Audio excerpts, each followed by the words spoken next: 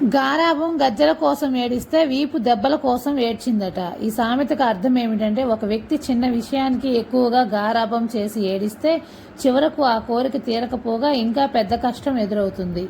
ఇలాంటి సామెతలు, పొడుపు కథల కోసం మా ఛానల్ని సబ్స్క్రైబ్ చేసుకోండి. Bye friends. కొడితే కొట్టాడులే కానీ కొత్త కోక తెచ్చాడులే అన్నదంట. ఈ సామెతకు అర్థం ఏమిటంటే, కొందరు మనుషులు తమకు కలిగే లాభం ముందు తమకు జరిగిన అవమానాన్ని, దెబ్బలు లెక్క చేయరు.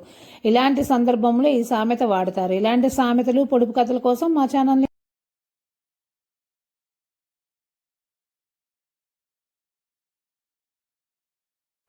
ఆకలి రుచి ఎరుగదు, నిద్ర సుఖం ఎరగదు. ఈ సామెతకి అర్థం ఏమిటంటే, కడుపు మాడినప్పుడు చద్ది అన్నమైన అమృతంలాగే ఉంటుంది. అలాగే ఒళ్ళు అలసినప్పుడు రాతి నేలనైన దూది పరుపులాగే అనిపిస్తుంది. ఇలాంటి సామెతలు, పొడుపు కథల కోసం మా ఛానల్ని సబ్స్క్రైబ్ చేసుకోండి. Bye friends.